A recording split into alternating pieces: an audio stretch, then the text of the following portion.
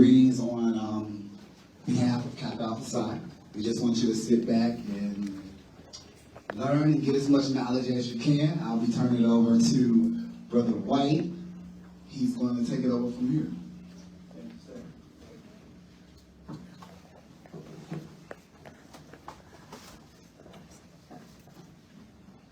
Good afternoon. Good evening, actually. Here we go. All right, my name is Dr. Michael Magee White, and I am your moderator this evening. And I am a proud member of the Kappa Alpha Psi Fraternity Incorporated, the Ann Arbor, Ypsilanti, Inkster Alumni Chapter. From here on, we're just going to refer to this as AAYI for short, okay? I am the chair of the Political and Social Action Committee for the AAYI chapter. I am the president of Educate Youth IPSI.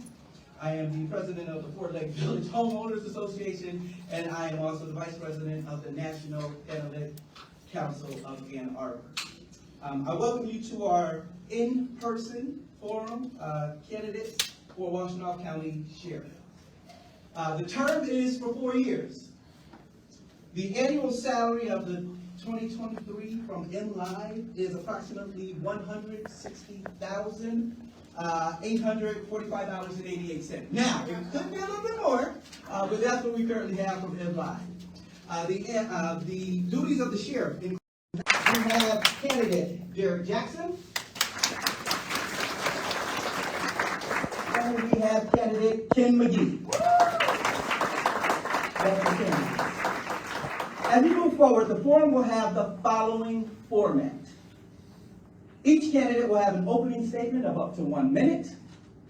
Each candidate will have a closing statement of up to 90 seconds. The closing statement will follow the audience questions. I will ask questions which came from the community and committee. Each candidate will have 2 minutes to respond to the questions. Candidates are to focus on the issues and no personal attacks, please. They're not permitted. At the appropriate time, the representative will indicate the time remaining, 30 seconds, and then to stop. If you have used up your time, you will be allowed to finish your sentence. If you go over your time, you will be asked to stop, just in fairness to your colleagues, okay, to your other candidates. The candidates will begin speaking in alphabetical order by last name. All candidates have an opportunity to be first or last to answer the questions. Following the questions from me, we will begin live questions from the audience members. Now, to our audience, please, in order to ensure fairness, questions must be addressed to all candidates. No singling out just one candidate. All candidates, please. In addition to community members, we will have our live stream going, and we'll take questions from those participants that are out there in our streaming land, okay? We will have 2 sessions, approximately 40 minutes with a break in between. We do have food, refreshments over here for you all because we know it is nighttime and you all want to eat something, so we do have that provided. All right, with that being said, candidates, are you ready? All right, okay, we will begin with opening statements, starting with candidate Dyer. You may begin, please. All right, thank you, everyone. My name is Alyshia Dyer, and I am running for sheriff in Washtenaw County to protect our community, protect our children, and protect our workers. I worked as a deputy sheriff at the Washtenaw County Sheriff's Office for 10 years. 7 years, I was a road patrol officer, responding to calls for service, doing investigations across our county, with the majority of time working in Ypsi Township. And then for 3 years, I was a Marine deputy where I patrolled the waterways of the county. After that, I went back to school and I got a master's degree in public policy and social work from the University of Michigan, and my undergrad is from Eastern Michigan University. I'm homegrown, I grew up in Ypsi, and I'm running for sheriff because I deeply believe that we need change, and I believe that my firsthand and frontline experience will help to change things that are happening in administration that are hurting our workers, hurting our community, and hurting our children. Thank you. All right, thank you so much. And candidate Jackson. Good evening, everyone. I'm Derrick Jackson. I am social worker. My name is Derrick Jackson. I'm a social worker who became a police officer And for the last 14 years, I have had the pleasure of serving as the Director of Community Engagement at the Washtenaw County Sheriff's Office, along with Jerry Clayton. I tell people that I'm running because I feel like I've discovered this secret that I cannot yell loud enough for people to hear. It is possible to do what I think many of you are in this room to find out if you can actually do. That you can actually change policing. That you can actually bring community together around very difficult issues. And I know oftentimes in elections you hear people say, I would do this with your support, I could do this, or we should do this. And one thing that I'm going to say is that often what you'll hear me talk about is not just these hopes and dreams and broad promises, but literally about things we've been able to accomplish over the last 14 years. The other part that I will say is in any campaign, not just this one, I would encourage you to ask the candidates. This stuff that you're talking about sounds good, but what in your past, what have you actually done that would prove to me you are capable of accomplishing what you're promising me today? And hopefully what you'll hear from me tonight and throughout this entire campaign is just that. Thank you. Thank you. Mr. Magee. Thank you very much. Thank you. Ken Magee, I was born and raised in Ann Arbor. I'm an Ann Arbor kid. I was the son of a social worker and a doctor here, went to Ann Arbor schools and went on to college, got my master's degree, graduated with high honor, and embarked on a 30-year journey of law enforcement. I was a police officer, worked the road in Jackson, became a federal agent, traveled the world, starting in Detroit, working my way to South America, working my way to the West Coast, East Coast. I've been globally, all over the place. I've been a chief of police at the University of Michigan, and I come with 30 years of law enforcement experience. My plan is to combat numerous things that I think have failed recently in our sheriff's department, in our community. Gun and domestic violence, opioid deaths are soaring, homeless rate, and runaways. We have a problem with that. We have a problem with traffic enforcement versus traffic education, and accountability and transparency is abysmal when it comes to the sheriff's department. I have my serious concerns with all of them. The candidate to my right just said, explore our records. What have we done? I've done a lot in those 30 years, and I look forward to chatting about it. All right. With that, we will begin. So, you will see over here from our timekeeper at 2 minutes to answer questions. You will put up the sign at 30 seconds, where you have 30 seconds, and then stop. Okay? All right. So, first question, and Candidate Dyer, you will answer first, please. There is a labor shortage everywhere, and the Washtenaw County Sheriff's Office is no different. What do you think is the reason, and if elected, what will you do to address this issue? Thank you for that question. So, I understand there's labor shortages, but what I will bring to the table at Washtenaw County Sheriff's Office is more long-term planning. I know from being a deputy there that we actually had a big age gap at the agency, and we should have foresaw the shortages that we're experiencing now, but we didn't. And so it's being very intentional about your hiring practices. And then the other thing that you have to do is when I was on patrol, there were people in the community that would run up to me all the time and say, Officer Dyer, I want to be a police officer. How do I do it? And the problem is we need to do better at getting people from the community that are going to be working in the community into the office. And then when we get people into the office, we have to retain them. Our jail corrections officers are experiencing a lot of overtime, where they're having to work 16 hours back to back to back, and they're not being fully supported by administration. And if you don't create a good workforce environment, you're not going to keep people. And what happens when you do that is you also have a bunch of officers on the road that are sleep deprived, have guns on their hip, and they're responding to calls, sometimes dangerous calls. That hurts them, it hurts their families, and it hurts the community. I will create a trauma-informed workplace using my social work expertise as a mental health professional, and I'll make sure that we're actually looking at our hiring, we're long-term planning, and we're doing better to root out the barriers in our background process that often make it so candidates cannot actually get through the process and become deputies that would have been really great qualified applicants. Thank you. Thank you, Candidate Dyer. Candidate Jackson. So I think this is a cultural issue across the entire country. It's not just the Washtenaw County Sheriff's Office issue. We are really struggling to hire and recruit people into the profession across the country.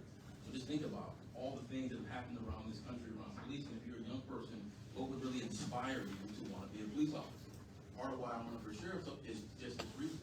It isn't about harkening back to the war on drug days or separating folks. It's about literally bringing our community together, inspiring our next generation. social worker who grew up in Inkster, where I thought that violence was always the norm, to now stand before you to run for sheriff is something I would have never imagined before. So how do we inspire our younger kids? Now I'll give you some real examples of what we have done and what we plan on continuing to do.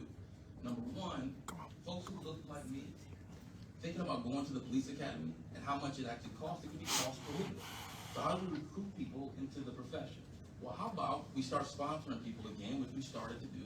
We start paying for people to go to the academy. So we remove that barrier that prevents a lot of people who might be interested in the profession but couldn't. How do we continue to do that? Number two, how about we create these part-time positions like our PERK service officer positions so that college kids can actually get their foot in the door to see, like, is this something I'm really interested in? We also get to know them because they've been working for us for the summer months. They get a little bit of money in their pocket, and now we can hopefully inspire them to want to become deputies. The other thing I'll say is it's also about overall officer wellness. The fact that someone can go down the street to Ann Arbor and make $15,000 to $20,000 more, we need to pay our officers better in the Washtenaw County Sheriff's Office, period. The idea that officer wellness is just something that, it sounds good on a campaign slogan. I know as a director of community engagement, we've been doing some really good things in community, but we've reached a plateau. Why? We have to make sure that our officers feel valued. And so that's just some of the things that we can do in the future. Thank you. Candidate Jackson, candidate Magee. Thank you very much. Succession, the key to leadership.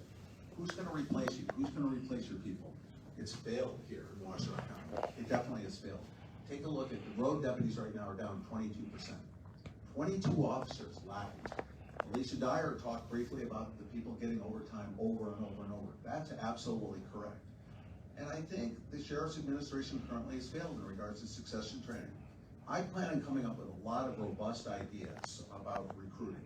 Recruiting, for example, I want my department finding qualified applicants. Qualified is the key. And how do we go about doing that?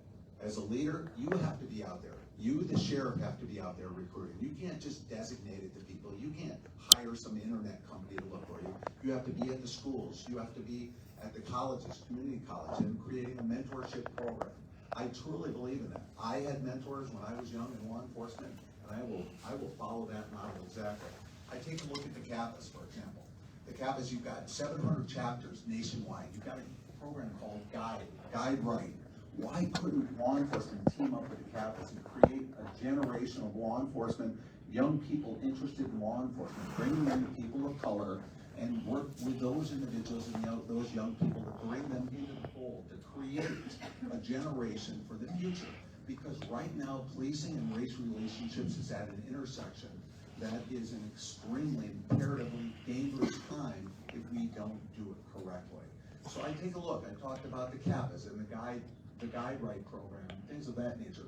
But there's other ways that we can recruit and we can get individuals. But apparently, I believe that the succession training here has failed the department and failed the community, number one. Number two is, when you take a look in 2025, 15 officers are going to be retiring. How much of a hole will the department be in? That's going to impact the community tremendously. So what do I want to do? I want to bring in successorship training, mentoring, and bring in programs that haven't been developed yet. Thank you. Thank you so much. All right, we're going to switch out our timekeeper.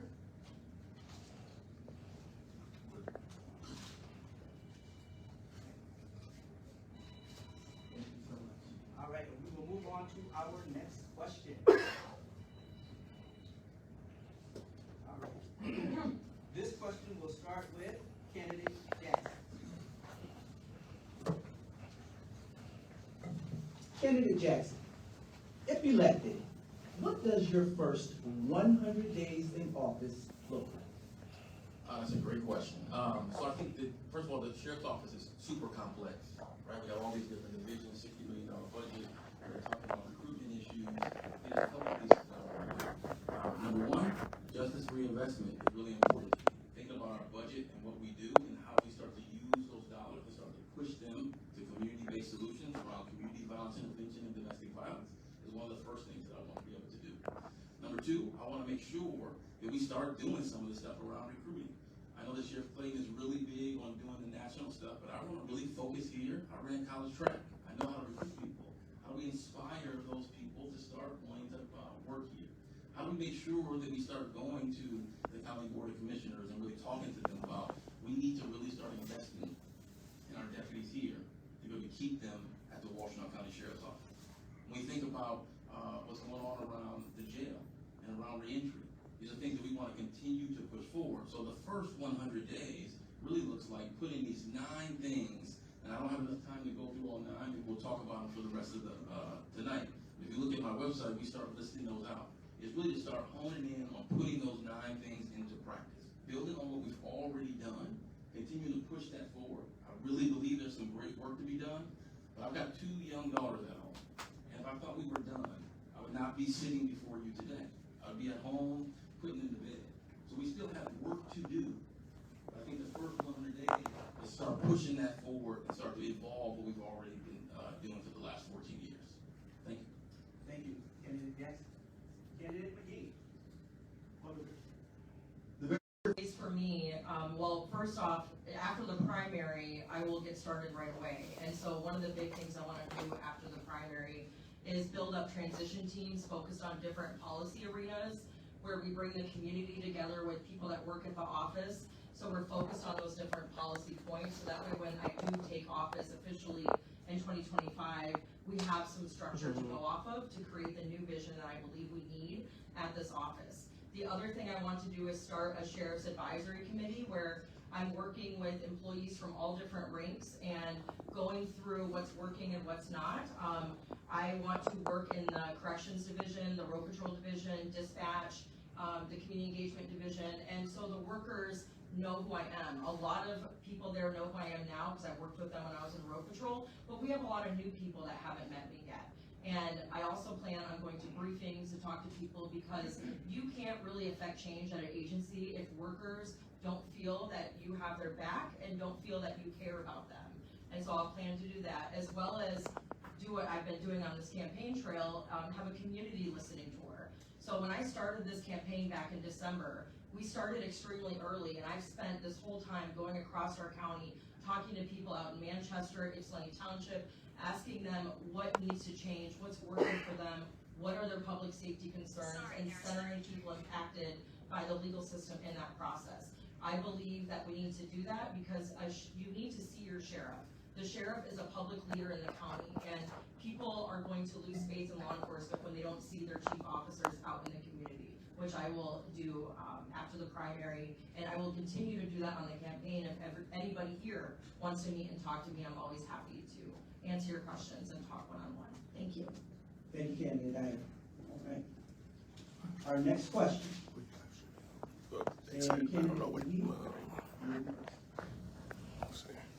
What are your thoughts? A mere reflection of the community it represents. If we have approximately a 15% African American population, I better strive towards that goal for manpower or labor workforce. With that being said, Hispanics as well, Asians as well as white. And then you take a look at that diversity and you look at the 50% ratio of men and women. Strive for that. I've been complimented and I've been awarded from the Commission for the Accreditation for Law Enforcement in Washington, D.C. for my work in creating diversity within the workplace. I've been awarded for my work on the Martin Luther King Symposium Committee at the University of Michigan. I understand what the department needs to look like, and I will strive to make sure that it is representative of the community that it represents. I've already spoke about some of the ideas that I have in regards to creating a department that's full of a diverse community and bringing up young individuals, mentoring them. And those are some of the things that I see as what needs to occur in the future. Again, as I've spoken about earlier, policing and race relationships are the civil rights components that we face today compared to some of the problems that they faced in the 50s and 60s. This is the major civil rights concern. And if we don't have a department that adequately reflects our community, we are not going to be successful living together and working together in a wholesome, healthy community. Thank you. Thank you. Candidate Magee. Candidate Dyer, same question. Yes, diversity is extremely important to me, and know, the sheriff's office is 87% white and mostly male. We have very little people of color, there's very little women in this environment, and I argue that we've had 14 years now to make a difference in this arena, and we haven't. You know, I grew up in Ypsilanti, and for the most of my career, I worked in Ypsilanti Township. I would have girls run up to me all the time and ask how to get into law enforcement. And the problem is these environments aren't inclusive half the time. And then at the sheriff's office, I know personally that there are barriers in our background that prevent non-traditional candidates from having a chance. One of the things I had to do, I grew up homeless, moved around a lot, and one of the things on the background, it makes you list everywhere you've ever lived and your neighbors. Well, if you're homeless and you're moving around 10 places, that's gonna take you a long time compared to somebody that grew up in one household or one traditional two-parent household. I was asked very sensitive questions about pregnancy and medical information that can discourage women from applying. And then, you know, I've had friends growing up in the neighborhood that tried to get in that were just not able to apply because of situations with having a lot of minor traffic tickets on their record. But we know that there's traffic disparities, and if you are a young black male growing up in eastern Washtenaw County, you're more likely to get stopped and ticketed than you are if you're in Augusta or somewhere else.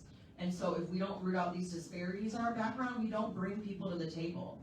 And then the other thing we have to do, and I plan to do this, is work with the academies to bring more people in, because the academies aren't diverse. I was the only female, or there was one other female, so I was the second female in my academy. And I remember walking in and I had a purse, and they acted like they told me I need to put it in my locker, and they were really embarrassed that I had the purse. There's little things like that. They discourage people from staying in those environments and being able to feel like their best selves in those environments.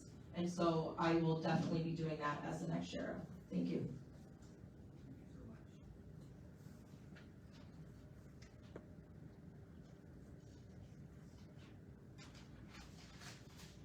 Candidate Dyer. What are your thoughts? Oh, I didn't answer that last one, sorry. We'll get you in there, sir. Please, Candidate Jackson. So to be a state representation matters. I never, ever thought about becoming a police officer when I was young because of where I was raised in Inkster. We had a horrible relationship with police. I was taught by my father at a very young age, when the police are around, you get out of there for two reasons. One, they're up to no good or something bad is happening in the community. So part of this is changing the narrative in the conversation. I honestly would have never come to the Washtenaw County Sheriff's Office had it not been for seeing a black man as sheriff, Derrick Jackson. And so some of these issues, whether we get a pat on the back for an award or something like that, is a part of my DNA. I know what it's like to grow up in a very violent neighborhood with horrible relationships with police, and to be a black man in America, period. And I'm sorry over the last 14 years we haven't solved every single issue with race relations and policing. But I will say we have done a whole heck of a lot in that time. And a lot of things have changed since Dyer went through the academy, and since Dyer went through the hiring process. We've changed some of the competencies. We now have a director of equity and inclusion who's looked at our hiring practices, looked at some of our policies, and we're in the process of changing those even more. But let me get to things that actually happened. I mentioned already the Park Service officer position. Why was that created? Because that's how Sheriff Clayton actually got introduced into law enforcement. Never thought about being a police officer. He was a football player at Eastern. It was a part-time summer job, and so he took it. So why did we start to do that? Some of our young African-American officers that are now on the street came through that process.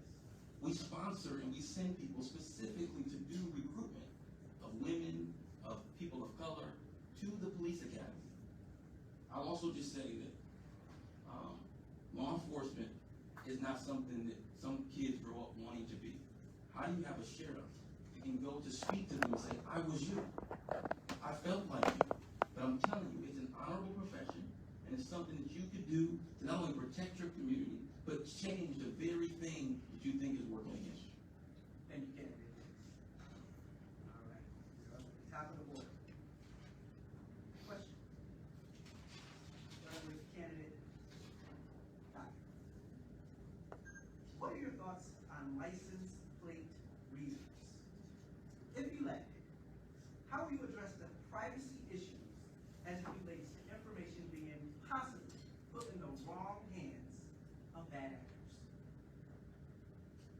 Yeah, so I've made no secret that I do not like license plate reader technology. Actually, when I was leading a local organization in Ypsilanti, there were some community surveys that were done, and most of the residents said they did not want them.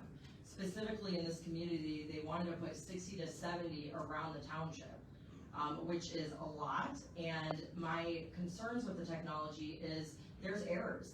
There's very high error rates, and companies want profit. So companies, of course, are going to market to police departments and make claims that they can make the community safer with all this technology. But there was a situation with one of the license plate readers that's documented where an officer did a felony stop on a car, which is when you're basically calling people out at gunpoint, because they believed that the car was involved in a violent crime and was stolen, only to realize the plate reader actually read the plate wrong and gave them bad information. It put the officers at risk and it put the people in the car at risk.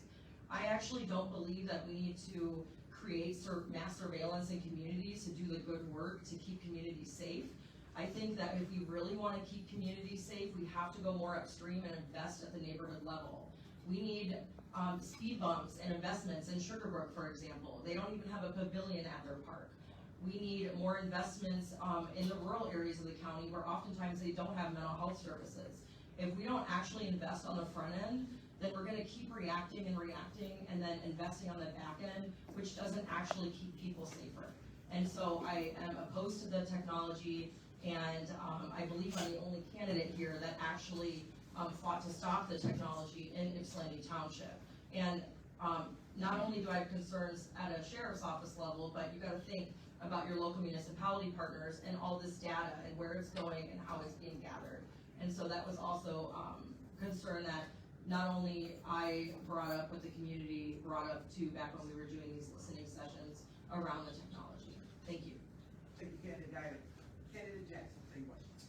So, I don't fully disagree with what Ms. Dyer said. I will just say, on the outside of the system, shouting ideologically that you shouldn't do something is very different than being the person who designed the very process to allow us to hear from the community that she alluded to. And so there's a couple of pieces to go to it.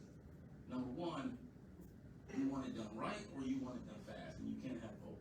So you gotta take your time, you gotta listen to community, you also gotta do the research, and you gotta understand what the law is. Some people started putting out there that we wanted at the sheriff's office to do this. We were asked by the township to investigate. Some people then started putting out that, we wanted to do these red light cameras, which by the way are illegal in the state of Michigan. Putting out false information to mislead folks versus what I think we do. Let's put out the facts. Let's educate the community. Let's create a process to really hear, and then let's listen. I have my own ideological perspective. I do not want a whole bunch of cameras all over, but I remember when I was in West Willow, early on, and I was one of the lone people in my neighborhood saying, I don't want the video cameras on the telephone poles in the neighborhood. I'm not really for that. And one of my older neighbors said, young man, listen to me. You're the only person in the room saying that. I get where you are ideologically, but you're not listening to community. And about 4 days or 4 months after we put those cameras up, we found someone who almost tried to kidnap a young lady. And at the same time we were doing our survey of listening to community, there were 4 major crimes that were solved because of license plate readers used in the right way. So I'm not standing here and saying we have to have license plate readers. What I'm saying is there's a very difference between the idea of how you look at these very tough issues. I'm not just going to politically sway with the wind and give you something that I think you want to hear. I want to put all the facts out there, put the truth, and oh, by the way, who designed the survey? Who analyzed the results from the community? I did. Why? Because we wanted to hear from community. Thank you, Candidate Jackson. Candidate Magee. Well, I think sometimes it's important to understand that when you run a police agency and you're trying to save lives, that sometimes it can't be democracy in regards to creating a police process and procedure. Adamantly, I'm in favor of license plate readers. But I hear the oh my out there in the audience. Let me explain. Any tool in law enforcement that's used to stop crime and to help crime, as long as it doesn't impact on the rights of other individuals, is a valid tool. Ms. Dyer talked about license plates being misread. If you don't utilize the data accurately and review it and accurately reflect on it and verify the information, any tool we use in law enforcement can be misused, such as fingerprinting. I personally have witnessed where fingerprints have been misread, and we have arrested the wrong individual. She didn't have that. But if you don't verify independently the information, you might have a crisis like she's talking about. But the benefits far, far, far outweigh the problems that you might face in regards to, I can tell you this, the police don't really care what you're doing day in and day out to save all this data and all this. I think that there should be a certain amount of how you roll the program out, and you're not looking at people with driver's license suspensions and things. You're looking for people actively with felony warrants, or terrorists, or whatever the case may be that's in some of the national network systems that we have where license plates are flat. I think that's extremely important. So, in conclusion, some of the ways that I look at this is, it's a valid tool. We have a drive-by shooting and 2 kids die, and you have no leads on the vehicle, but you have a license plate reader 2 blocks down the road. The loudest voices in the room complaining about license plate readers are not reflective of the majority of the community. The community wants crime solved, and they want police to be adequately prepared to solve those crimes and to save lives and put bad guys in jail, not abuse the system of individual rights by looking at license plate later on and trying to figure out who people are or whatever. They don't care about that. They want to solve crime. License plate readers are a valuable tool in law enforcement if handled correctly and not abused. Thank you. Thank you, Kennedy. All right, this is the last question, and then we will go to our audience for your questions. Please get your questions ready. We will have 2 individuals coming around with microphones. Candidate Jackson, if elected, how would your administration differ from the previous and current administrations? I think the biggest thing, the biggest difference, and I already said it, I really believe we've done some phenomenal things to be leaders around police reform around the country. This is true. But if I thought we were done, I wouldn't be standing before you today. I'm not in this race for ego or perceived power trip. I've actually shunned running for office for years. Captain of the shoulder to run for state rep, to run for township supervisor, run for county commissioner. I said no to every single one. This is different because the issues are too important and the stakes are too high. What will be different? Jerry Clayton came in at a time when we were in disarray. Every year we averaged over $1.7 million over budget. In 2006, in my neighborhood, one of my neighbors was in handcuffs and died at the hands of the Washtenaw County Sheriff's Office. That didn't get finished until Jerry Clayton took office. Staff morale, because of that, the fire potentially in the neighborhood and the stress was through the roof. So he had to fence the yard and get everything in order. What is different now is we've done that. Now, as we've rebuilt that house, how do you open those doors and let the community in so it really is a home? The biggest difference between Jerry and I is just that.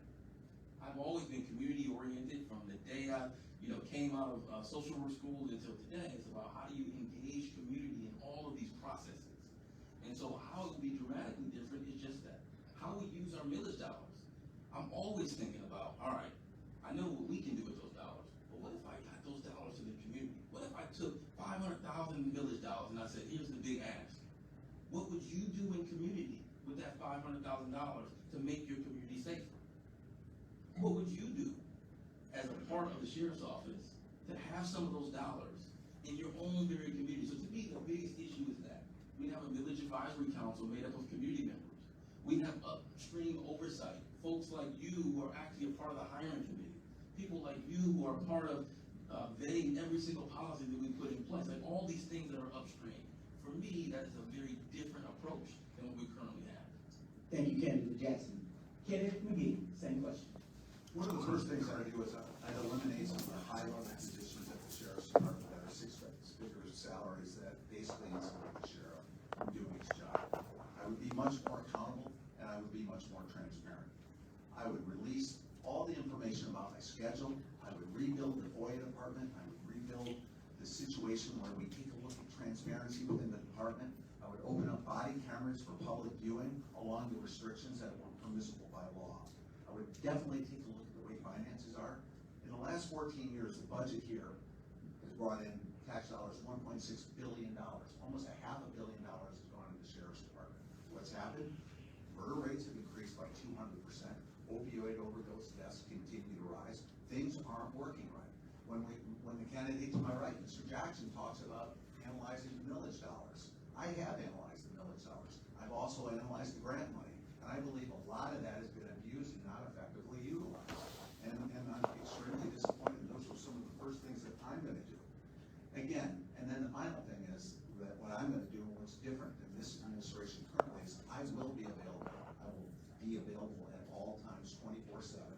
I won't be leaving and going on and having other businesses. I won't do that. I will be a sheriff that is accountable, transparent, present in the moment, lead and enhance the relationships with the department and the community. How do I do that? Number one is I enhance morale. Morale within the department needs to be done.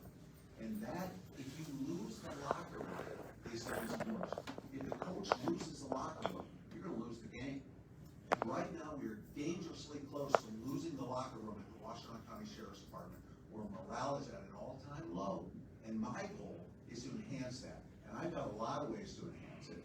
And we've had plenty of time to increase the officer salaries and benefits and things of that nature. It hasn't happened. They're the fourth lowest paid department within the county, and one of the lower paid departments within the state of Michigan, and those things need to change. So those, in essence, are some of the things that I'm gonna do in my administration that will be completely different than what we have today. Thank you, sir, appreciate that. Candidate Dyer. Yeah, so I started this campaign and decided to run because I deeply believe we need change at the sheriff's office. I think that this is more important than pass the baton politics. I believe that people need a sheriff that they can trust, that will be present in the community, and will be there for people in times of crisis. I'm the only candidate that brings a road patrol experience to this office that actually works at the sheriff's office on the ground. I also bring a mental health perspective to the office, and so my identity and who I am is different, and I will lead different as sheriff. I also think that we have done really good at saying that we have done all these things and window dressing things, but when you actually look at what's happening on the ground, what's happening at the top is not actually getting implemented properly to where it's happening at the bottom. So we have all these good programs, but they don't necessarily do what a lot of the administrators currently think they do. When I was a road patrol deputy, we were giving out this resource book to everybody, and I spent some time at the station and started calling the numbers on this booklet. Some of the numbers didn't work, some of the services actually didn't exist, and so these are the things where it takes hard work and it takes intelligence from understanding how things operate on the front lines to make things a lot better. I also want to create a plan to root out our disparities at the office internally and externally out in the community. And I want to make sure we're bringing real accountability and transparency to this office. Our legal system in Washtenaw County is deeply flawed. It has been for a very long time, and I have not seen many changes to really reduce disparities and make things better at the sheriff's office level. Thank you. Thank you so much, Candidate Dyer. Now we will take questions from the audience. We'll ask you to raise your hand, but when addressing the questions, please address them to all candidates. No specific candidate has to be addressed to all. All right, with our microphones, we'll go here. Please go on that side, all the way over to the opposite side. Thank you, sir. 2 minutes. Still 2 minutes, and we're going to start off when we get that first question. Here's the first question over here. Well, since I have the mic, I'm going to ask 2 questions. Well, first question is number of experienced leaders in the area of law enforcement and days. Number of experience. Did everyone get that question? Mr. McGee. Candidate McGee first. I went to the police academy in 1979. I was a police officer in Jackson, Michigan from approximately 1980 to 1984. Then I was a federal agent traveling the world in various amounts of assignments from 1984 to 2000 and 2008. And then from that point, I became the chief of police at the University of Michigan for 3 years. And subsequently, I've worked in criminal justice advising, strategic building, and giving consulting advice. And I also work on a team that works on finding missing and kidnapped children spread throughout the United States right now. So in answer to your question, that was the first part, years and dates, and what was the second part? The experience. Thank you. those experiences are vast. I've been all around the world. I've investigated terrorism. I've arrested corrupt police officers in jail. I've arrested FBI top 10 most wanted fugitives. I've been in terrorist attacks. I was next to the bomb in Atlanta when it blew up. I was an instrumental member of the participation in the attack and apprehension and ultimately the downfall of Pablo Escobar, the world's most notorious criminal. I've arrested an individual that kidnapped and shot 2 federal agents. I've created strategies to combat methamphetamine labs throughout the Pacific Northwest. I've created intelligence programs in Washington, D.C. There's a lot of experiences in 30 years that I could reflect on and talk a lot more about in a different forum, but it's been a vast amount targeting corruption, criminal justice matters, bad guys, and helping good guys. And at the end of the day, I spend a lot of my spare time working within the communities, volunteering as well for suicide prevention, drug prevention, areas of that, and giving back to the community in a nonprofit sort of way. Thank you very much for that question, because I believe that experience is one of the most important things in this race. If you don't have the experience, you can make bad judgment calls, and you make correct judgment by having the experience and lived and learned 30-some years of law enforcement. Thank you, sir. All right, Candidate Dyer. Yes, thank you so much for that question. So for me, public service started young. I was actually a community youth mapper at a very young age in Ypsilanti, where I worked with Eastern Michigan University. And then later in life, I ended up going to the police academy at Washtenaw Community College. I graduated the academy in 2011 and then later started at the sheriff's office. I first started as a Marine deputy, where I was patrolling the lakes in our county for the summer. And then I got hired on as a road patrol deputy sheriff. My hiring date was 12/3/2012. I worked as a road patrol deputy for 7 years. I left in the late summer of 2019, where I then went back to grad school. I got my undergrad while I was working as a deputy sheriff from Eastern, then went back to grad school at University of Michigan, where I got a master's in public policy and a master's in social work. While I was doing that, I went back to the Marine Division and started working in the Marine Division again, patrolling our lakes. And I also became a member of the Law Enforcement Action Partnership. And what Law Enforcement Action Partnership does is they make changes and fight for change in policy arenas across the country. And I did a lot of work in Michigan in that arena as well. So thank you so much for your question. Thank you, Candidate Dyer. Candidate Jackson. Like I said earlier in my introduction, I'm a social worker who became a police officer. So I've really been working in this community. I won't talk about my childhood and all those in Easter, but in this community since 2000. I started out at Open House working with homeless kids, transitioned into the clerk's office, and was running elections and for the county, where I got to really see how county government functions. As a clerk, you really get to see how government functions. I never ever thought about becoming a police officer. I already shared part of that story. But you take those two worlds of direct service with some of our most vulnerable young people on our streets, my childhood and how I grew up and what I've seen, and then the work at the county clerk's office and how government functions. I never would have imagined this role, but it turned out to be a perfect connection of all those things that allow me to do the work that I do. I came here as a civilian appointee by the sheriff. The sheriff used to appoint certain people. But when I was here, and I actually experienced a particular situation that I won't share for lack of time, but it really showed me that I want to be a police officer. And I begged Jerry Clayton to let me go to the police academy. In 2012, I did, and I graduated, and I've been a police officer ever since.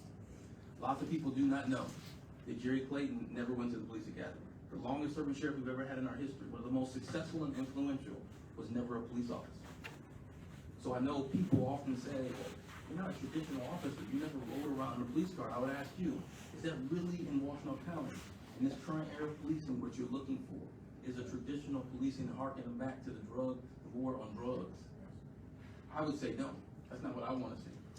But I would also say this, what I want to see at Washtenaw County Sheriff's Office is all the creative and innovative things we've been able to do, and I hope you do fact check. I don't have enough time to fact check some of this. Please go and fact check, and let's talk after this about the real results we actually had at the Washtenaw County Sheriff's Office. I hope we get some time to really speak to those. So, thank you. That's my history and how long that I've actually been in the Sheriff's Office. Thank you, Candidate Jackson. Next question. Good evening. I appreciate all three of you here being familiar colleagues of Washtenaw County.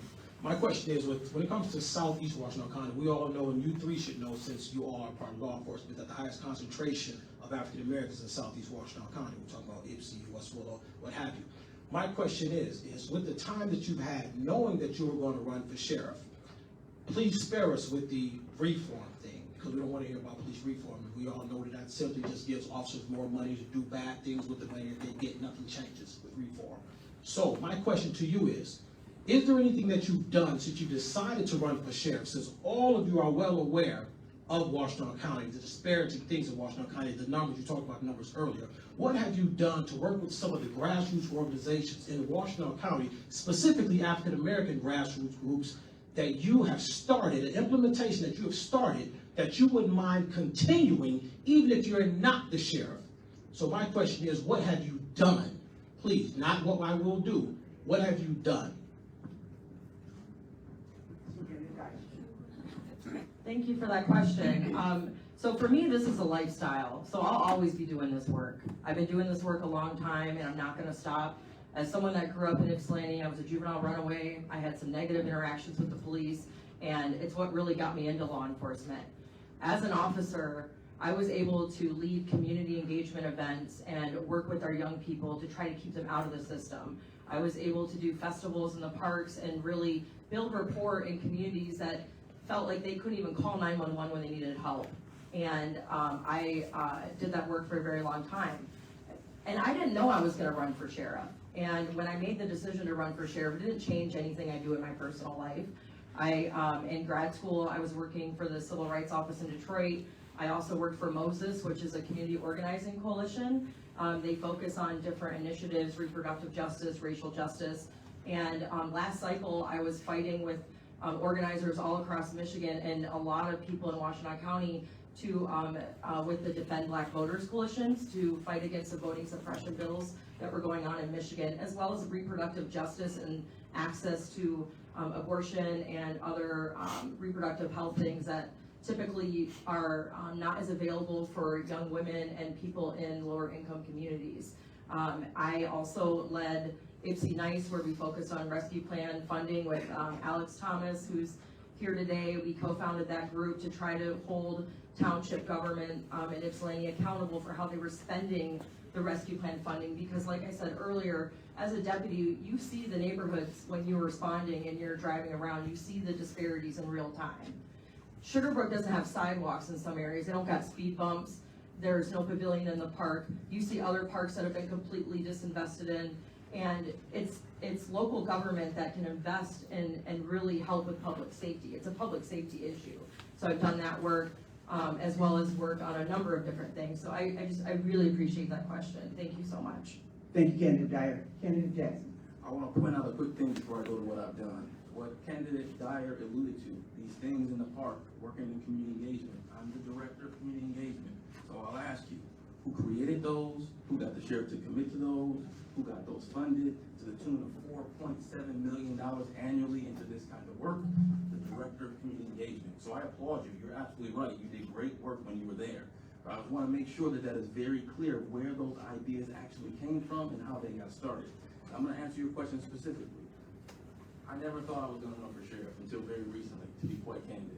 So when I created the community outreach team at the Washtenaw County Sheriff's Office, where we hired people who we had sent to jail or prison, trust me when I tell you, I did not create that because I thought 14 years later I'm going to be sitting in front of you at the LRC asking for you to vote for me for sheriff. I created it because of your question. I knew that individuals from the community like I was from could actually start to change the very nature of the community. Not because we wanted them to be informants, not because we wanted them to sweep our floors, we wanted them to be the experts on community, and we hired them. We're one of the only divisions of Washtenaw County government that will hire felons. Think about that. We sent people to prison and we actually hired them. I didn't do that 14 years ago as the new boss, as one of the new bosses at the sheriff's office because it was easy. I did it because it was the right thing to do. Sure Moms, Ms. Flo's in the room. That spawned out of the street outreach team. We Live, working with all these people who've been shot and are injured in our hospitals, that spawned out of the street outreach team. Peer-to-peer, working with folks who are on felony probation, reducing the likelihood they get sent back to prison. That spawned out of the street outreach team. All in the Willow that I started at Ozone House over 20 years ago still exists today. Your final part of your question was, if you weren't sheriff, would you do it? I was doing it way before I even thought about coming to the sheriff's office, and definitely way before I thought about ever running for sheriff.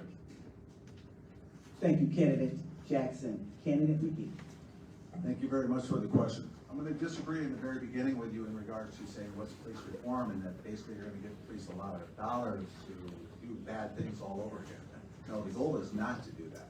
The goal is to analyze that money and use data-driven decisions to make sure that those dollars are spent appropriately and to help the people, no matter what the jurisdiction is, no matter what the boundaries, no matter what the zip code is.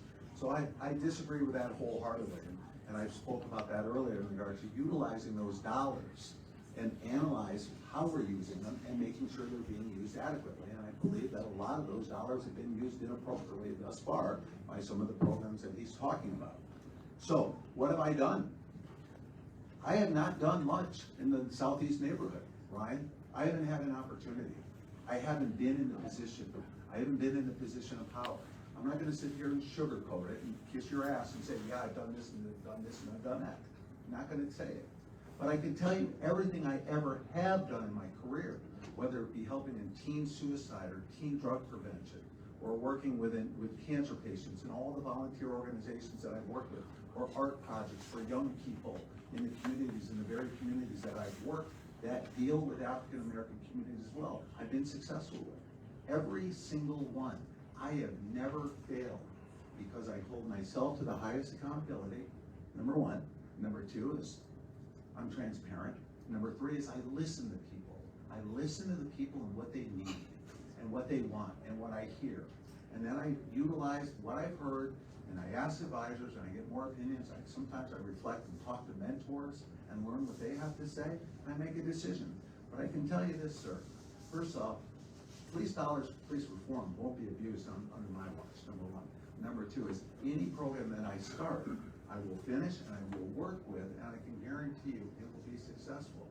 I hear the cries, and I hear the wants for change.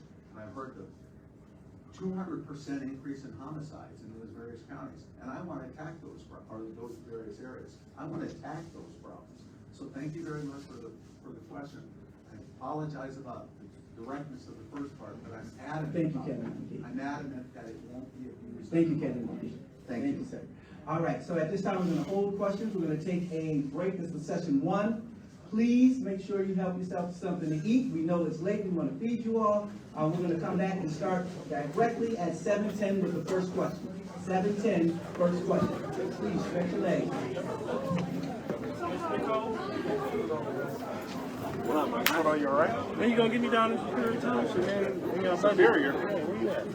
Ipsy Township. Man, you in there in the desert to help these young people, man. Young folks. Yeah, I'm waiting for you. Okay. Contact me yet. Well, look, I don't even. I sent the email. Yeah, you sure you sent to which one?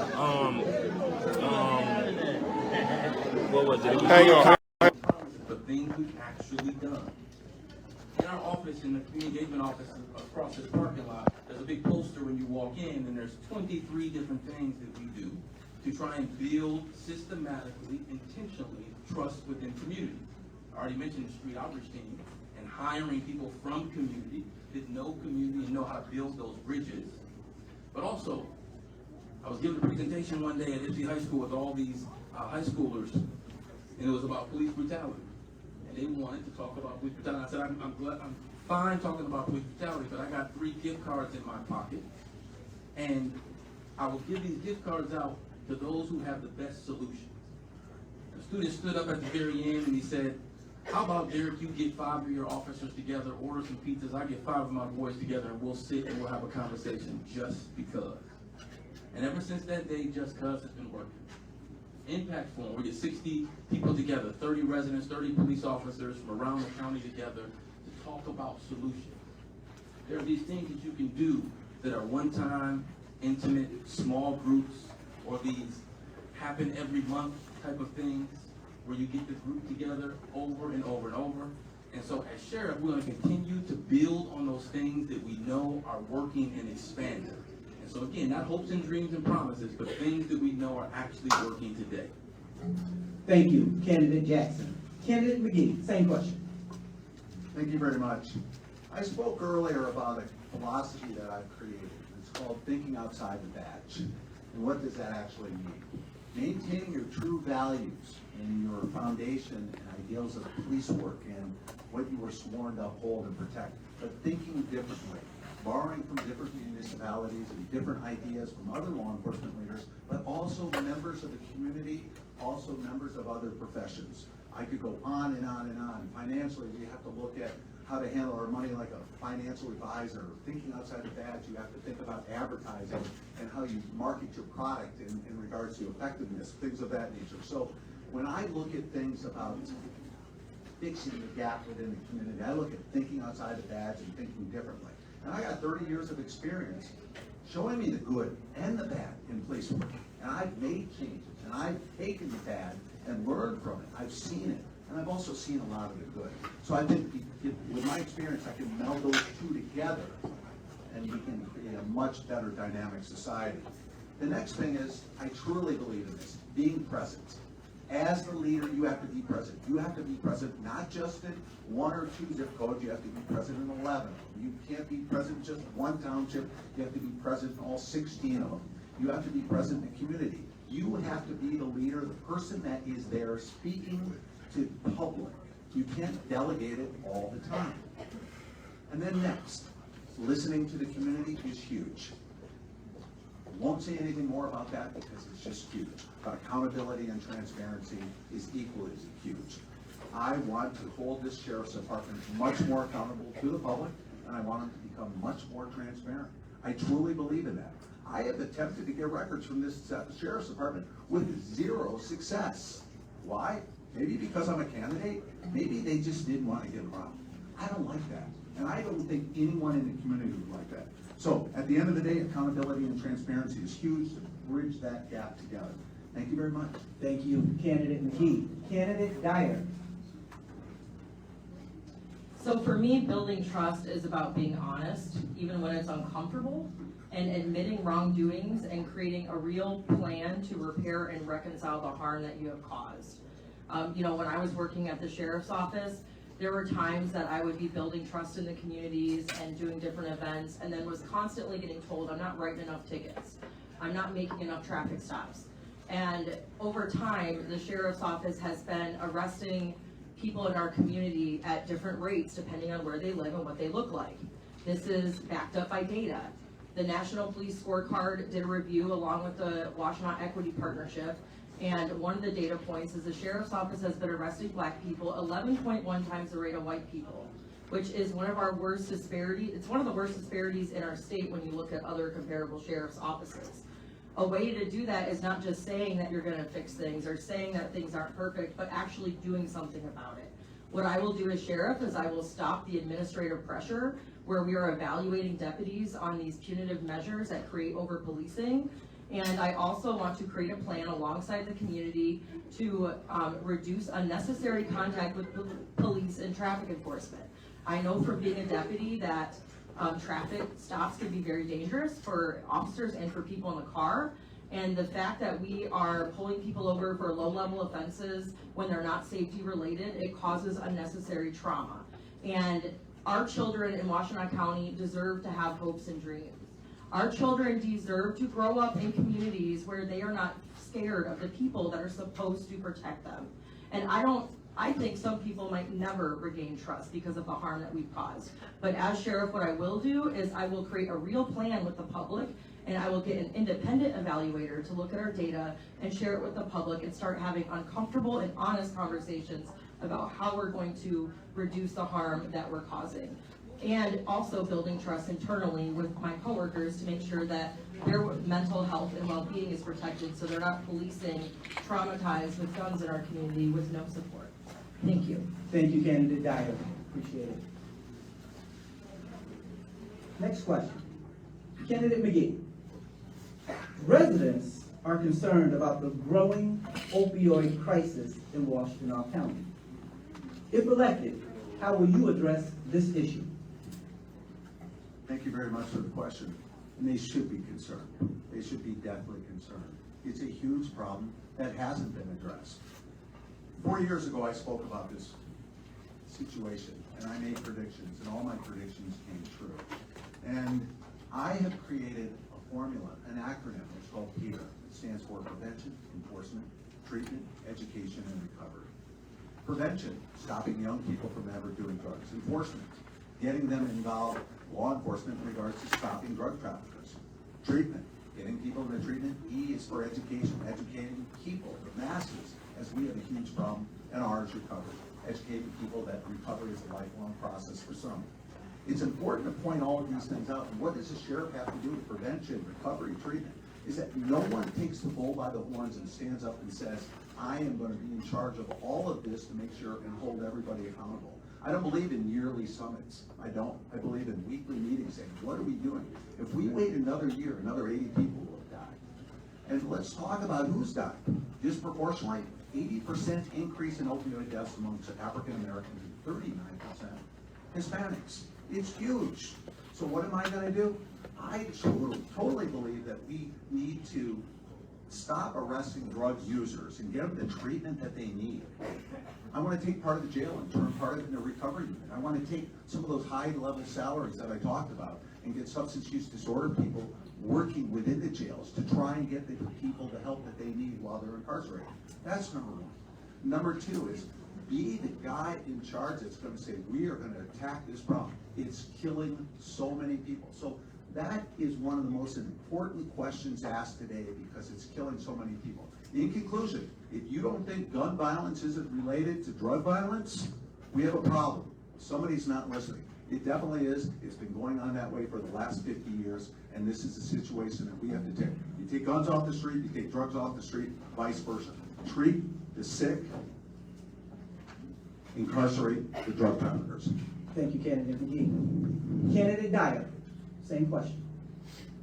Yes, as a road patrol deputy, I remember administering naloxone and responding to overdoses. And seeing somebody come back that was dying is something I'll never forget, and naloxone was a game changer. I will give our current Sheriff's Administration some credit on this because they were one of the first agencies that actually started carrying naloxone. And when that happened, it really was a game changer. And on top of that, we have to invest in harm reduction. So we have to have more naloxone vending machines, and not just ones at the jail, but ones at the community level in other areas, because some people are not going to feel comfortable going to the jail to get naloxone supplies. We need to make sure that we fight at the state level to decriminalize some of the treatment methods that people use to actually get better. In some areas, the naloxone or some of the test strips for fentanyl are criminalized, and so people that are trying to actually test their drugs to find out if they're safe so they could survive, they end up getting criminalized for it, and so I do not support that, and I think we need to continue fighting for decriminalization in Washtenaw County. The other thing is we have a lack of recovery resources, and we have a lack of support, especially for young people. I'll never forget talking to a mom in the community, and she said to me, Officer Dyer, why do I have to wait till my son gets a charge before he actually gets help? And we have made a real decision in this county to fund things on the back end, but we don't do enough on the front end, and we don't do enough for prevention. And I will fight to make sure that that happens alongside the people on the ground in our community that are doing this work and have been directly impacted by this issue. Thank you. Thank you, Candidate Dyer. Candidate Jackson. So I'm thankful that Dyer brought up the naloxone. And I'll say again, I remember the day that someone dropped the article about naloxone in my mailbox, and I took it into the sheriff's office, and I said, we have to do this. Way before any other police agency in Washtenaw County. And I may get a little bit emotional on this because it's a personal story, where one of our soon-to-be outreach workers was in our hiring process. She was pregnant. She was in recovery. And one of our local police agencies, who at the time we started carrying naloxone, they refused to carry naloxone. And this young lady overdosed. She relapsed. She died. And she lost that baby. And I look around and I say, why weren't those officers carrying naloxone? It's a simple thing. 4 days after we trained all of our officers, our first deputy saved a life.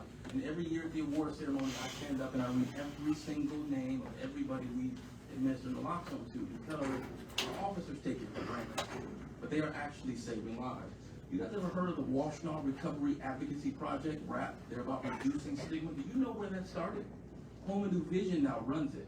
But the folks who created RAP were outreach workers at the Sheriff's Office. And RAP was created as a partnership here at the Sheriff's Office with Home and New Vision. They're doing phenomenal work. You know what ROOT is? The Recovery Opiate Abuse and Outreach Task Force, where they go into hospitals when someone overdoses, and it's the community outreach workers of Home and New Vision. Guess where ROOT started in partnership? The Washtenaw County Sheriff's Office Street Outreach Team. This is not just about saying, I wish we could do these things. We are doing them, and we are living them, and we are saving people's lives. The last thing I want to say is, I got 2 little girls at home. My beautiful wife, who's in recovery, is sitting over here. I say that not to gloat about it, but every night when we go home, we say that these babies are proof that recovery is real and it's possible.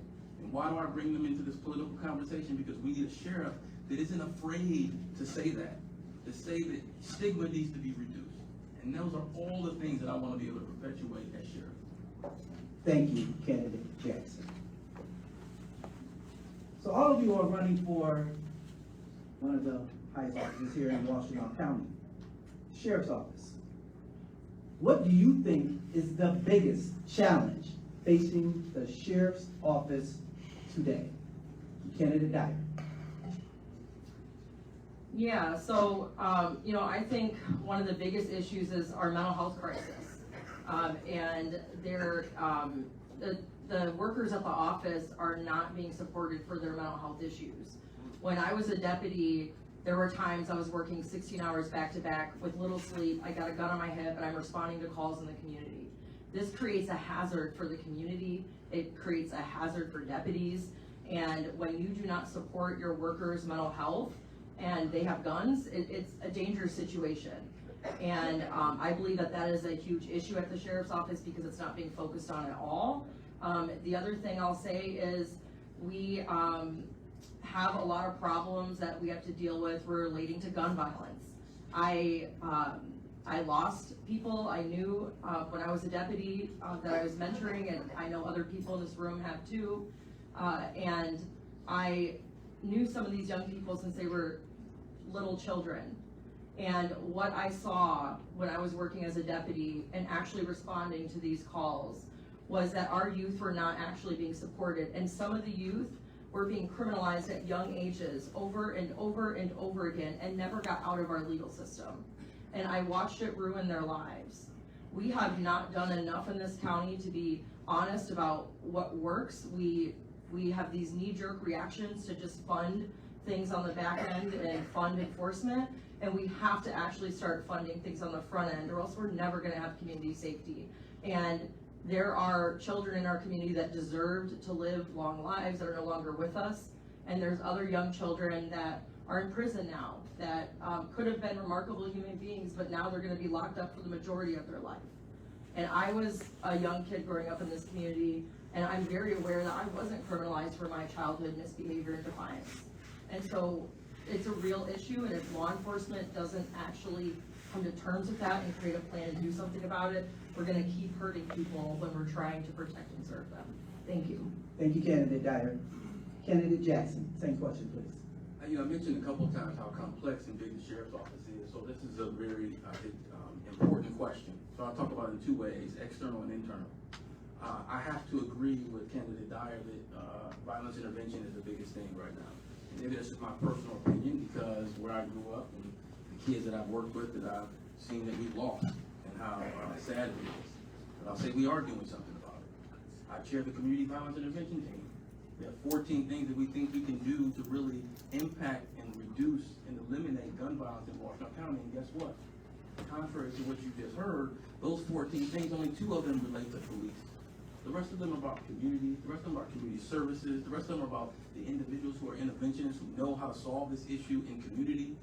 And so again, I hope you fact check all the things that are actually being talked about.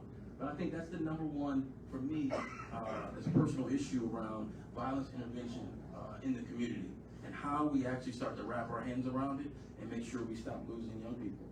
I would be remiss if I don't talk about internally what's one of the biggest issues. It is about us losing officers. It is about us not having enough officers. It's about the profession making sure we invest in our staff feel valued. We have to pay them better. We have to think about the shift they have. We have to invest in officer wellness. We have to give them the resources to make sure that they feel valued in our county. Otherwise, here's what it looks like in real life. When you have 40% vacancies in the jail, all the services that we have created, they go on hold, right? This is not just about the officers and paying them better and hiring more. It's also about the service level. It's about quality of life. So there are two major issues, both internal and external, that I think are primary concerns of the Washtenaw County Sheriff's Office. But there are so many other issues that are just as important, like trust and relationships and race relations and all those things. But those are the two that pop off the screen to me the first. Thank you, Candidate Jackson. Candidate Magee. I too look at the situation as twofold. Number one is internally and one is externally. Internally, people are leaving. People aren't coming. People don't want to work at the Washtenaw County Sheriff's Department. They've had plenty of opportunities to hire people and they haven't. Why? What is going on? How did we lose the locker room? Why are people leaving and why don't people want to come here? That's a great question. And it deals a lot with leadership and support and accountability. And I am a firm believer that people want to become cops. These cops that are leaving are going somewhere else to be cops. And so that is huge, because once you lose the locker room and once you have, you talked about 40% lack of staffing. Think about that, 40%. Imagine working someplace else where 40% of the workforce isn't there, and how much of a burden that's going to be on you. They've had plenty of years to take care of it, and they haven't. So, with that being said, I plan on taking care of it. Then we go external, and it is a circle of collaborative pressure that we've got here.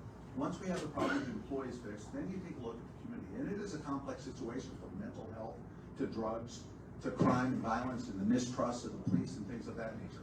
I lost a brother to a drug overdose. I studied it, prevention side, as well as the combating the criminal justice side of it, meaning taking away bad guys, putting them away that are dealing with drugs.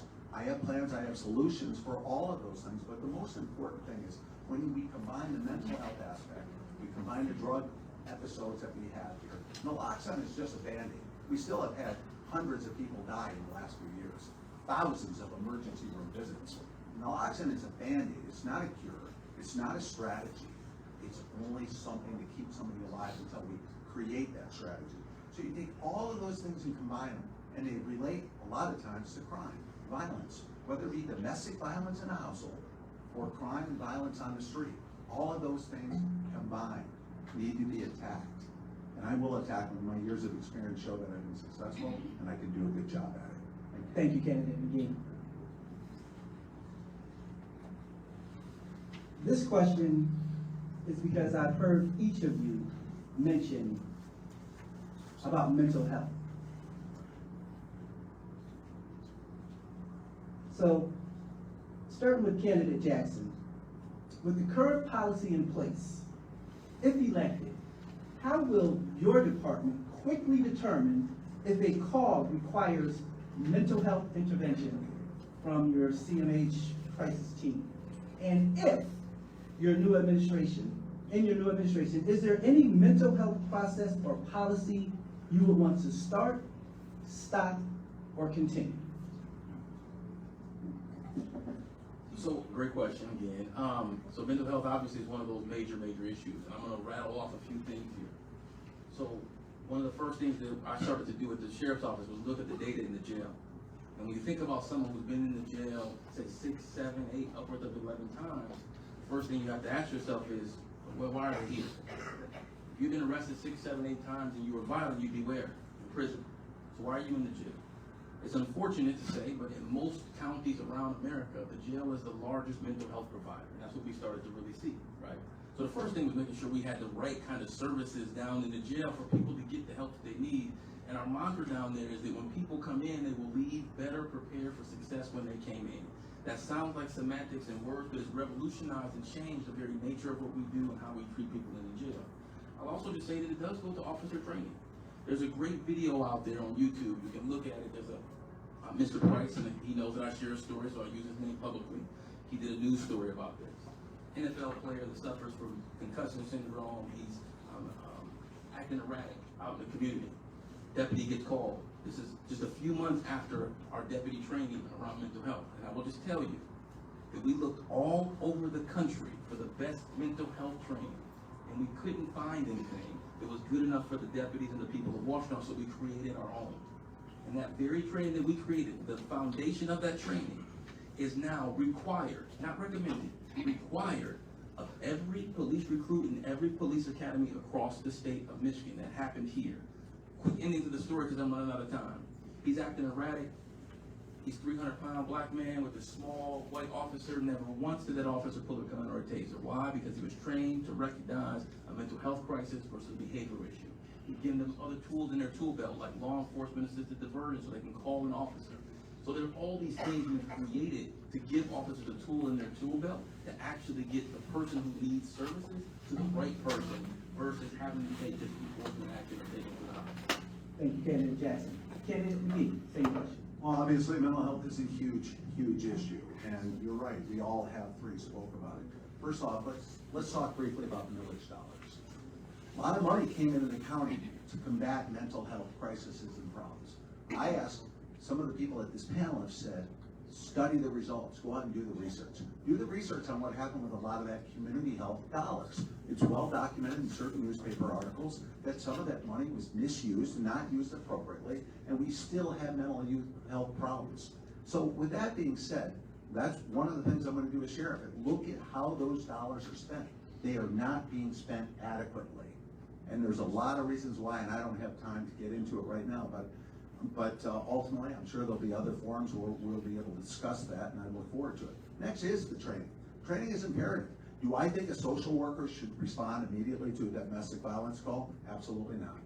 Absolutely not. That's putting a social worker in danger where they could get killed right on the spot. Inherently, domestic violence is 40% of police calls, number one. Number two is when we look at domestic violence and the combination of mental health going on in our household, do I think that we should have a social worker respond to those calls? At first, no. Should they be on call? Absolutely. Next, training for those officers. I know there's police officers in this room. I know it's the front burner on most conversations, getting the police more training. And I can assure you that will happen under my watch. I find it hard to believe that we can travel around the country and not find adequate training and have to create our own. Did we borrow from other disciplines? Did we borrow from other municipalities? What I say is thinking outside the box, thinking creatively, and getting that training to police officers in a different way. But when it comes to mental health crises, it has a direct codependency, revolves on sometimes the substance abuse issues as well as the domestic violence issues. And through my experience, I feel that I have the opportunity and the ideas and the training to get this job done. Again, study where the money went. Why hasn't the problem gotten better, but it's gotten worse in the last 5 years? I'm sorry, but that's a fact. Thank you so much, Candidate Magee. Now we will go to our audience and we will take audience questions. I apologize. Candidate Dyer, same question, and then we will go to our audience. Thank you. So number one, we are relying on our police to respond to mental health crises when they are in a mental health crisis. As a first responder that has responded to many mental health crisis calls in our community, we have to do better at making sure the workers that are involved in this arena have adequate training, but all the training in the world isn't going to fix sleep deprivation or being overworked or not feeling comfortable in a community where you're working. So these are issues internally that need to be worked out. And then I'll talk about a call I went on. When I was responding to a mental health call in the community, a mom called because their child was having a crisis. When I showed up in my uniform when I was working road patrol, the young person in the house that was having the mental health crisis ran and got a knife. This young person then started running at me with the knife.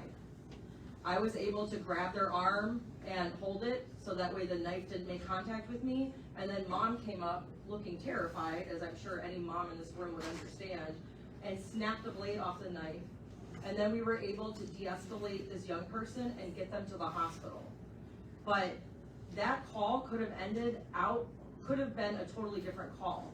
And I know from reflecting back that me showing up in uniform, as much as I was trying to be as friendly and as open as possible, I escalated that young person, because some people are triggered when they see the police.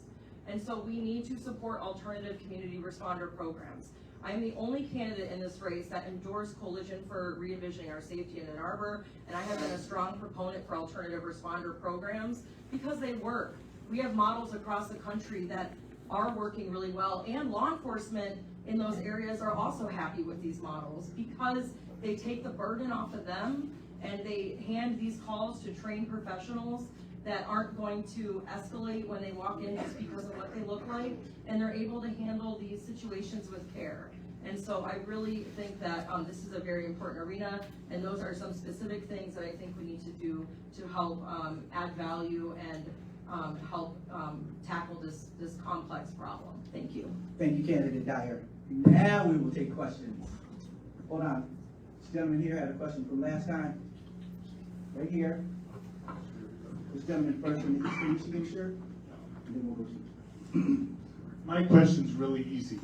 If you're elected sheriff, will you have two jobs, or will it be your full-time job, and will you be in the community all the time, or are you going to be split between two different jobs? We'll begin with Candidate Magee. Thank you very much. I think I know the genesis of that question because in the last campaign, I was adamantly against secondary employment at a full-time level for the sheriff. And that's the genesis of the question, I believe, because I was pretty adamant about it, that a sheriff should be present. You've heard that here today. And shouldn't be out doing training and doing other types of things when they should be here full-time. In answer to your question, no, I will be here 24/7, 365 a year for at least the next 4 years. And if the people decide I'm doing the great job that I know I'm going to do, I'll be here for another 4 years and another 4 years. So I will not have outside employment, and I will not cater to the fact that I can go around and be a public speaker based on my experiences. I already have that ability right now, and I forego it. My 30 years of experience, you'll see me on many late night TV shows on some of the criminal investigations that I've been involved in. I don't participate in that anymore, and I'm happy to say that I will be here full-time every day, being the sheriff and accessible to the people without question, and I won't forward things on and surround myself with a bunch of high-paid political positions to take care of the job that I should be doing. Because I want to be your sheriff, and I will be the most efficient and present sheriff you will ever see. Thank you. I appreciate the question. Thank you so much, Candidate Magee. Candidate Dyer. When I'm elected sheriff, no, I will not have outside employment. The sheriff will be a full-time job. And even when I was a deputy, I mean, there was no off switch sometimes. If you really care and this work is actually important to you, you spend your life trying to make things better in this county. When I was a deputy, there were times when I was off work and I would come in to work anyway to help with the situation, and there was times that I was there for a lot of people in the community, and I lived in the community where I was working. And so no, as sheriff, I will not have outside employment, and even after winning the primary, I'll be working as sheriff because I'll be preparing to take over. And this process will take a lot of time and will require a lot of intentionality behind it. And so I don't think that our elected sheriff should have outside employment, and even deputies have to get approved when they have outside employment, because you're also talking about the top public safety role in the county. And when your phone goes off because you have a crisis in the community, you need to be there, you need to be present. And so I will do that as your next sheriff. Thank you. Thank you, Candidate Dyer. Candidate Jackson. So the simple answer to your question is no. I don't now. Ask my wife, I'm a workaholic. I don't stop working. I remember being at Cedar Point with my nephews. I'm standing in line to ride a roller coaster for about an hour and a half. 3 calls come in. Missing kid, somebody who tried to commit suicide, and something going on with one of our deputies, and they say, Uncle D, man, your job is crazy. And I want to tell you, for the last 14 years, don't just ask me, ask some of the folks in the community. No matter what the day, no matter what the time, no matter if it's Christmas Eve, they're just answering that phone and helping people. And what actually makes me feel really good about it is, I never wanted to run for office. this campaign and asking people to support me and shine the light on me is a difficult thing for me naturally, because I'm just about doing the work. But what feels good is when you've invested in somebody, and invested in people over the years, and they turn around and they invest in you. You know, it sounds simple, but I remember the Ipsy parade and all these folks show up. And I was like taken aback. I'm over in the car like, I cannot believe this. Not because there's some major, like, you know, oh, this campaign thing. It was because these were all people that we had invested in for years, decades.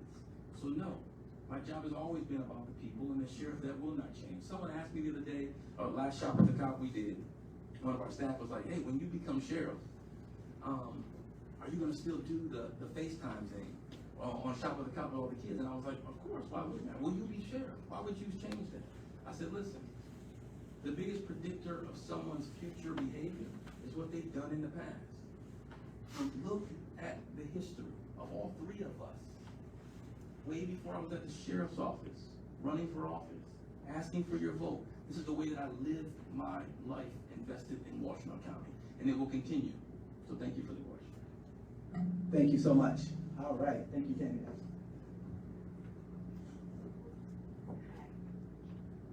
Well, as I said, I have more of a statement than a question. And I worked for Washtenaw County for 25 years before I retired. I was at the table when the naloxone discussion came up, and Derrick Jackson was the one that was introducing it to our county. I just want to say that I worked for community mental health, and we did not used to go out on sheriff department runs before Derrick Jackson implemented community CIT teams.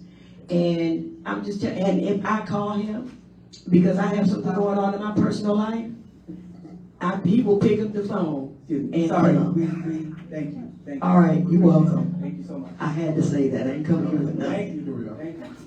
Thank you. In the back. Yeah. Brother, this side over here. Over here. Before I ask my question to the candidates, I want to premise it with some facts. Brother. Over 800,000 police officers in the United States. Over 80,000 individual police agencies in the United States. The purpose of a soldier is to kill on command. The dual purposes of a law enforcement officer is supposed to be to protect and to serve. If you took a Washtenaw County Sheriff deputy in full regalia, stun gun, 9mm, protective vest, protective helmet, and you put next to him or her a member of the United States Marine Corps in full array, not a hell of a lot of difference. All of you remember Ferguson. If you remember the militarization of the police in that matter, armored personnel carriers, some of you may remember, heavy gauge machine guns, some of you may remember, some of you may remember. In the interest of time, can we please ask the question? So my question is this. I hear a lot of talk about training, but there's two words I would like everybody to address on this panel. Qualified immunity.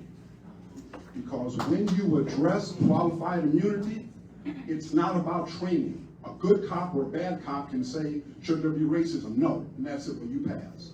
So I want to know what your position is on qualified immunity. I heard candidate Magee talk about losing the locker room. Well, you've got to lose the locker room if you're a sheriff.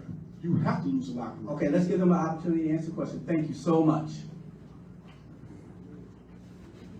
We're going to start with candidate Dyer, please. Yes, this is a really important issue to me. I am a member of Law Enforcement Action Partnership, and we sign on to national legislation to reform and change things that create harm in policing. And one of the campaigns was the Qualified Immunity campaign. Normally, when police across the country sign on to more progressive reform, you get about 200, 300 people will sign on. The Qualified Immunity campaign, only 47 officers supported it in the country, and I was one of those officers. The biggest people that were fighting against qualified immunity actually wasn't the frontline workers or the unions, it was government. Because when police don't have the absolute immunity that qualified immunity has really become, then it's really administrations that then have to change the way they're operating. Because if you're an administrator and you know your officers are overworked and have mental health issues, and you're pressuring them to meet traffic ticket quotas so they can extort residents for revenue, and something bad happens, that's an administrator issue. And administrators create the culture that we see in departments. And, you know, we gotta be honest, if anyone knows the history of qualified immunity, it's racist. It started out after the Civil Rights Act was passed. And people that are supposed to protect and serve should not have qualified immunity in the way that it's absolute immunity. And what I tell officers, because I've gotten pushback on this naturally, is imagine if you respond to a call and someone throws a toaster at you and the prosecutor denies the resisting officer because they couldn't find a similar case. They found one where someone got hurt with a microwave, but didn't find one where it got hurt with a toaster, so we're not gonna charge this. That's what qualified immunity does. It makes it impossible for people just to bring the conversation to the courtroom. And so I am proud to be, I believe, the only candidate that has publicly supported and worked on a campaign involving this. Thank you. Thank you, Candidate Dyer. Candidate Jackson. So when you first started the question, you started talking about these physical tools on, your statement about physical tools on a deputy's belt. And I would just say again, that's about the physical tools, but it's also about what's in the deputy. Providing all these tools that I don't have enough time to really get into all the details to allow them to actually have more options than just those physical tools you alluded to. So I wanted to touch on that. I'll come back to why. It isn't always about the tool, it's how you use that tool. The thing about qualified immunity, let's have the real conversation about qualified immunity. Candace Dyer alluded to it, and she's correct, that unless you have the exact same experience that happens in this one, they won't use, they won't deny it in this section. Well, guess what? That isn't how necessarily the law is written, that's how it was interpreted. So there's a way to bring people together around these very complex issues, where deputies can understand, where the community and activists who really want it to go away or to be changed, let's educate each other on really what qualified immunity is, not throw out talking points. And then let's really talk about, all right, how do we get this done? How do we realistically get this done?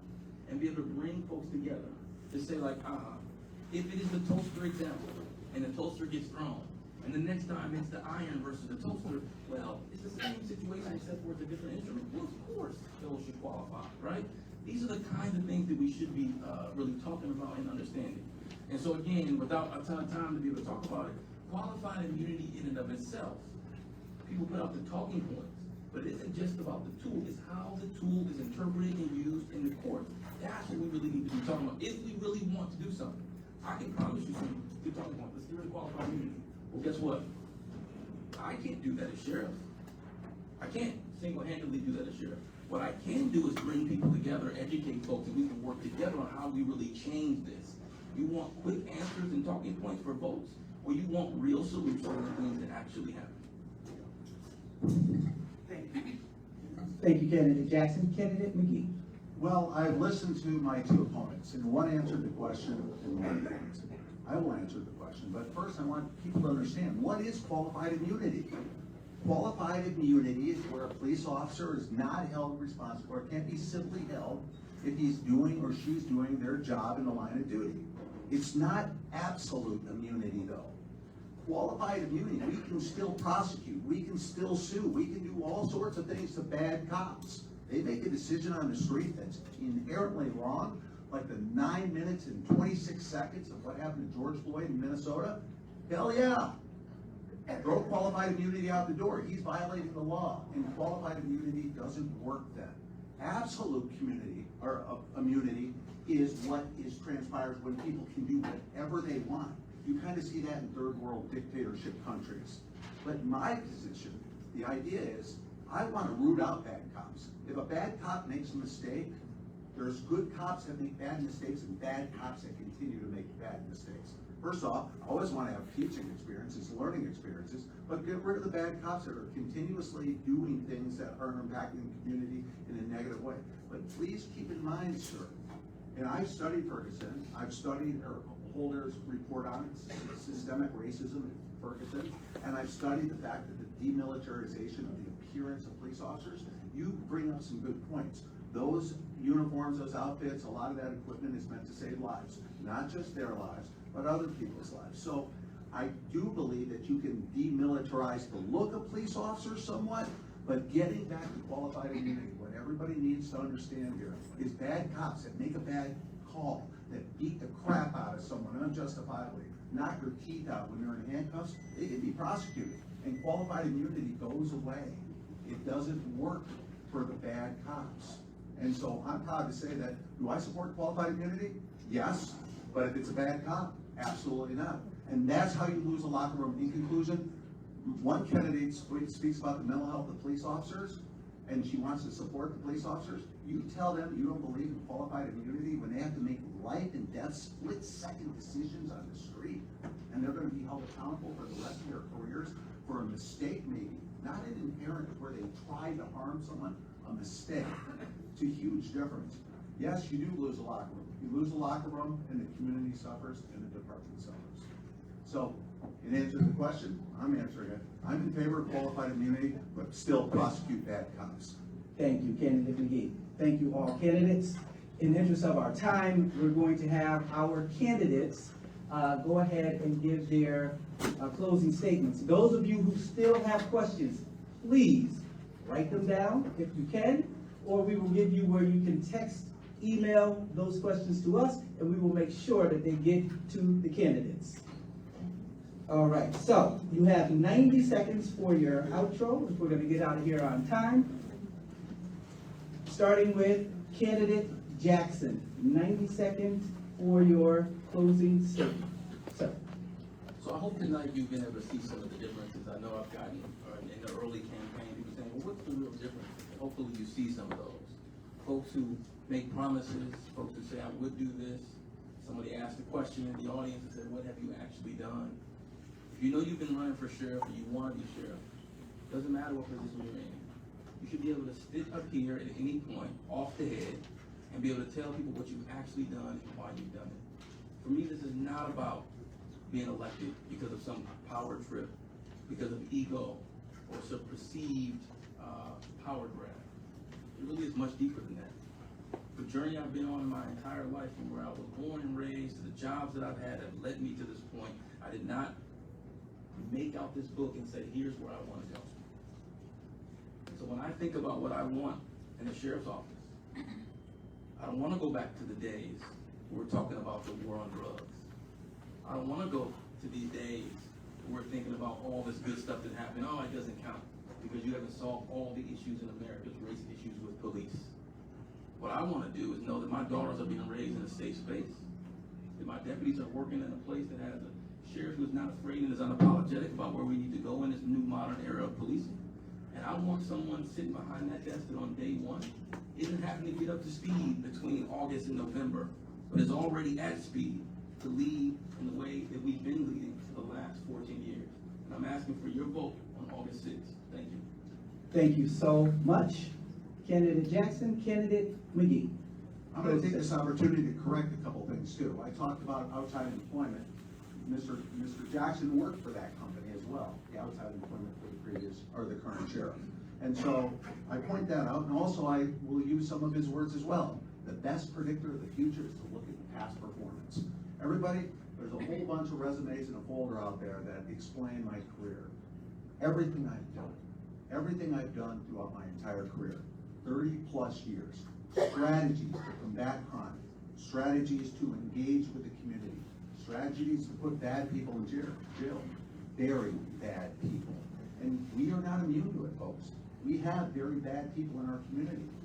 And there's a problem here. If you continue to look at the data, people are dying a lot. And the strategies right now aren't working. So I ask you to study the data, study my resume, and understand this. The sheriff is the chief law enforcement officer in the county. I don't think I should be running a social worker agency, nor would I ever want to. That's not me. And I don't think social workers should stand up and say, I'm the right person to run a law enforcement agency. Sir, in the back of the room, you are correct. It is the protect and serve. And that's exactly what I'll do. That's exactly what I'll do. And I will be present, I'll be in the moment, my experience dictates exactly what I've done, and it dwarfs my opponents, dwarfs their experience. This is not an attack on their experience because they had little. This is an attack on some of the judgment decisions being made, and it's an attack on saying, look at the results.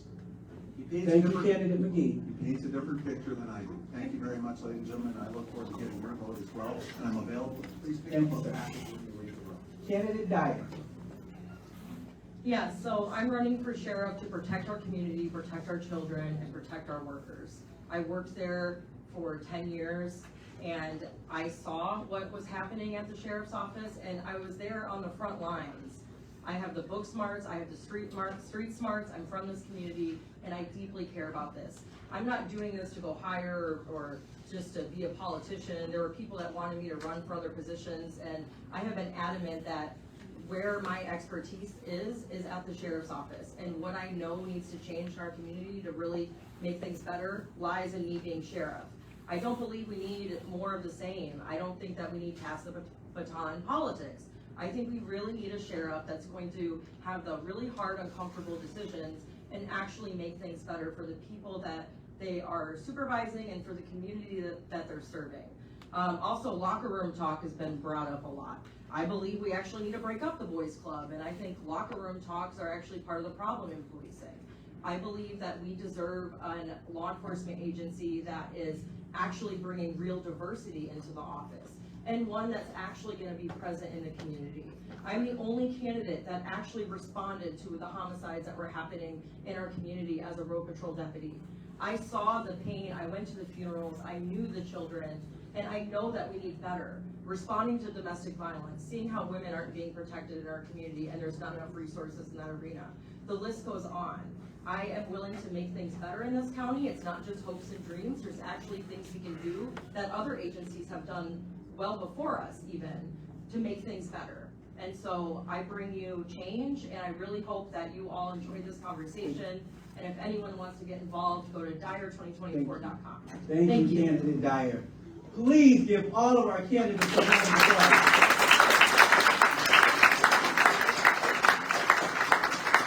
Ladies and gentlemen, putting something like this on is not easy.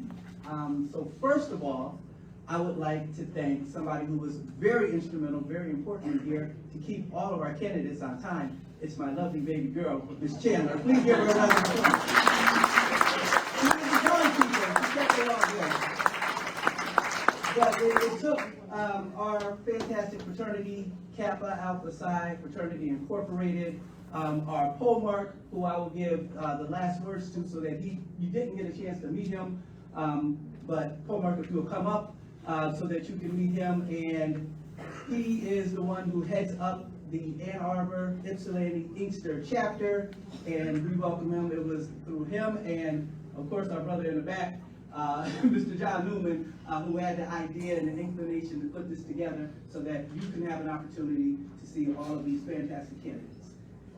Paul. I want to make this nice and short and brief. Just want to tell everybody thank you for coming out. Thank you so much for having an honest conversation. It was actually really great being here, actually hearing you guys actually talk about the items and the issues that are actually plaguing our neighborhood. So again, thank you so much, and thanks for everyone for actually coming out. If you have any questions, our fantastic Vice Pole mark that is in the back, Brother Stafford, please direct all of the information to either him or myself. We'll take those questions and make sure that you don't lose the candidates. Thank you all again. Thank you, Kappa Alpha Psi Fraternity, for coming out.